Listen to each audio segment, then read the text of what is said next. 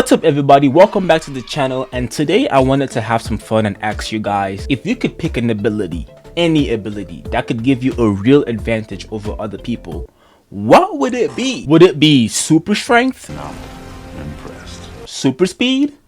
Just say when, Zoo. Run, Barry. Run.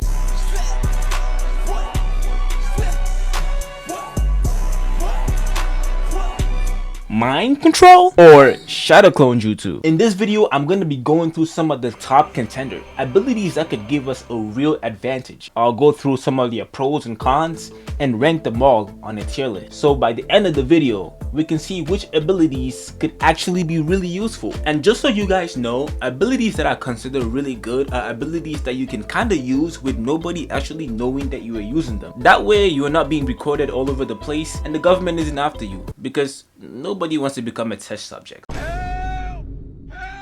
So that might affect the ranking too. Keep that in mind. First up, teleportation. Imagine never being stuck in traffic again. Never even having to drive again. Never even having to get into a car again. Planes? Nope. Trains? Nope. That's a total time saver. No more standing in lines for planes or trains. No more having to worry about speed limits, getting pulled over, tickets. None of that. All you gotta do is think of a place you want to go, snap your fingers, and boom, you were there. Your friend's house, a different country, vacation. It's like the ultimate means of transportation. Literally opening the door and stepping into it and coming out wherever you want to come out on the other side. I'm not gonna lie, teleportation is definitely an S tier ability. And the best part, nobody has to know. Nobody has to know you can teleport. I mean, if you're really good at hiding your ability, nobody really has to know you can teleport. It's not like flying that people will record you. I would say the only disadvantage for teleportation is you could accidentally teleport in front of a train or in front of a moving car. But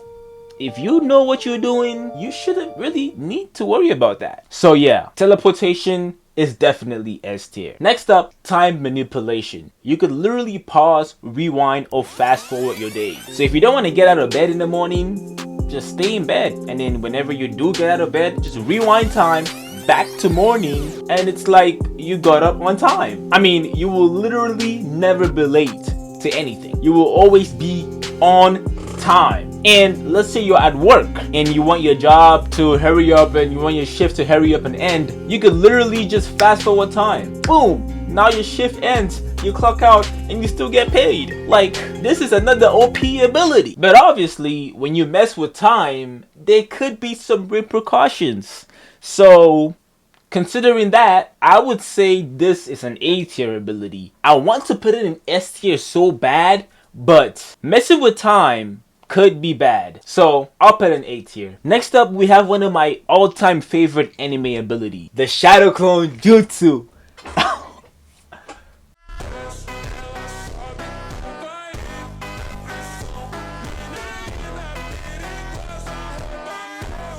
I'll be honest, when I was rewatching Naruto and I seen the shadow clone jutsu, that's where I actually got the idea for this video. I thought, if you could just make multiple clones of yourself, you could just have multiple jobs that your clones are actually the ones doing while you were in bed just chilling. That's like a whole business. You can have an army of clones working 10 jobs and you just at home chilling. Like, this is one of my favorite abilities of all time in anime, so I had to include it. But obviously, shadow clone jutsu has its disadvantages. Like, for example, the government could be on your ass. They could be like, how are you in multiple places at the same time? But I think if you play it smart, you should be fine. So yeah, just because I love shadow clone jutsu, this is my bias, I'm putting it in S tier. Definitely an S tier ability to have in real life, for sure. Next up is the ability to fly. I could not make a video like this and not put the ability to fly in it. It's one of the most used abilities in fiction, in anime, in movies, in TV shows. Like, literally most characters in superhero movies or literally anime just have the ability to fly. It's like one of the most widely used abilities in fiction. But would it actually be a really good ability to use in real life? I don't think so. And the reason I say that is because you have to deal with air resistance, you have to deal with people seeing you as you fly in the sky, recording you, and you gotta deal with the government chasing your ass. Like, don't get me wrong, the ability to fly is actually a really good ability, and obviously I would love the ability to fly, but it would just put a target on your back because people would just follow you. The government would just follow you until you land and then catch you. So for those reasons, I would put the ability to fly in C tier. It's not as good in real life as it is in fiction. And obviously the next ability on the list is super speed.